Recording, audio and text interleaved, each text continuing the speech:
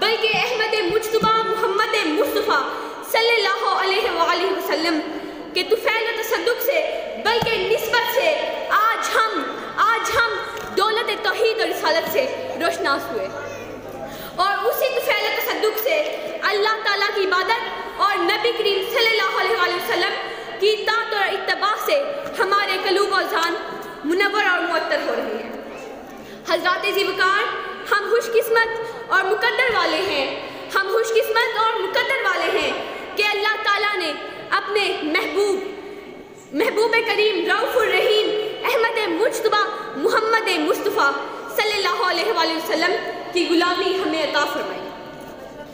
حضرات محترم، جس کام کا آغاز حضور کریم صلی اللہ علیہ وآلہ وسلم کے نام سے ہو، وہ کام اللہ تعالیٰ کی بارگاہ بے نیاز میں شرف قبولیت سے نوازا جاتا ہے۔ نبی کریم صلی اللہ علیہ وآلہ وسلم نے فرمایا، اللہ تعالیٰ نے ایک فرشتے کو یہ صلاحیت عطا کی ہے کہ وہ ساری مخلوق کی آوازیں سن سکتا ہے۔ میرے وصال کے بعد وہ میری قبر پر کھڑا ہو جائے گا، اور جو شخص مجھ پہ درود پاک پڑھے گا وہ مجھے بتائے گا فلاں بن فلاں نے آپ کی خدمت میں یہ ہدیہ درود پیش کیا ہے۔ پس اللہ تعالیٰ ایک مرتبہ درود پاک پیش کرنے پر اس شخص پہ 10 مرتبہ رحمت نازل فرمائے گا۔ میں نے آپ کے سامنے ایک آیت کریمہ پڑھی، اس میں اللہ تعالیٰ نے فرمایا، میں اس شہر کی قسم کھاتا ہوں۔ حضرات محترم، اللہ تعالیٰ خانہ کعبہ کا بھی رب ہے، عرش عظیم کا بھی رب ہے، بیت معمور کا بھی رب ہے، مگر یوں قسم کیوں نہیں کھائی کہ رب کعبہ کی قسم، بیت معمور کے رب کی قسم، عرش عظیم کے رب کی قسم، لبوں پر قسم کھائی تو آپ صلی اللہ علیہ وآلہ وسلم کے رب کی قسم۔ حضرات محترم، اگر غور فرمائیں تو اس میں بھی ایک اشارہ ہے، ہونے کو تو خدا بیت معمور کا بھی رب ہے، ہونے کو تو خدا کعبہ کا بھی رب ہے، ہونے کو تو خدا عرش عظیم کا بھی رب ہے، لیکن یوں قسم کیوں نہیں کھائی؟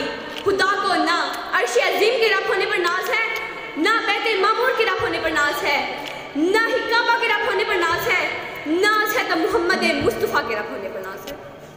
حضرات محترم، میں آپ کو حضور پر نور کی نسبت پر ایک اور نقطہ پیش کرنا چاہتی ہوں، وہ یہ کہ قسم کھانے کی حکمت فقط نسبت مصطفیٰ صلی اللہ علیہ وآلہ وسلم ہے۔ میں نے تصور کے خیال سے عرض کی، اے خالق کائنات، اے مالک شمس و قمر، اے خالق کائنات، اے ارض و سما کے مالک، شہر مکہ کی قسم اس لیے کھائی کہ وہاں بیت معمور ہے، آواز آئی نہیں۔ شہر مکہ کی قسم اس لیے کھائی کہ وہاں آب زمزم کا کنواں ہے، اس پر بھی آواز آئی نہیں۔ شہر مکہ کی قسم اس لیے کھائی کہ وہاں حجر اسود ہے، آواز آئی نہیں۔ شہر مکہ کی قسم اس لیے کھائی کہ وہاں صفا و مروہ کی پہاڑیاں ہیں، اس پر آواز آئی نہیں۔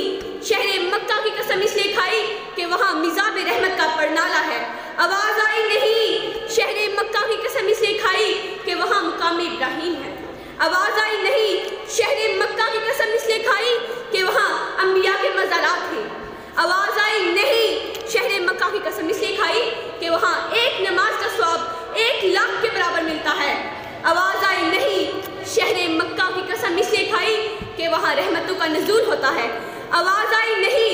شہر مکہ کی قسم اس لیے کھائی کہ وہاں انوار تجلیات ہیں، اس پر بھی آواز آئی نہیں۔ شہر مکہ کی قسم اس لیے کھائی کہ وہ امن و سلامتی کا مسکن ہے، آواز آئی نہیں۔ شہر مکہ کی قسم اس لیے کھائی کہ وہ مرکز وحدت ہے، آواز آئی نہیں۔ قسم کھانے کی وجہ نہ تو بیت اللہ ہے، نہ ہی عرش، نہ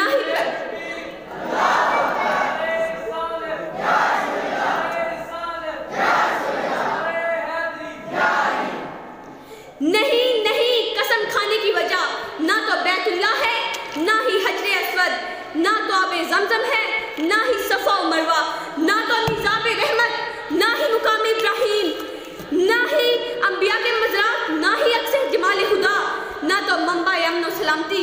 سنیے عشاق مدینہ، سنیے، اس کی وجہ تو فقط یہ ہے، وَأَنْتَ حِلٌّ بِهَذَا الْبَلَدِ، اے محبوب تم اس شہر میں تشریف فرما ہو۔ معلوم ہوا کہ یہ تمام عظمتیں ایک طرف، لیکن یہ محبوب کریم رؤوف الرحیم احمد مجتبیٰ کی برکات ہیں کہ اللہ تعالیٰ اس شہر کی قسم کھا رہا ہے، کہ اللہ تعالیٰ اس شہر کی قسم کھا رہا ہے۔ میں اس شعر کے ساتھ اجازت چاہوں گی۔ قوت عشق سے ہر پست کو بالا کر دے، قوت عشق سے ہر پست کو بالا کر دے، دہر میں اس میں محمد سے اجالا کر دے۔ والسلام۔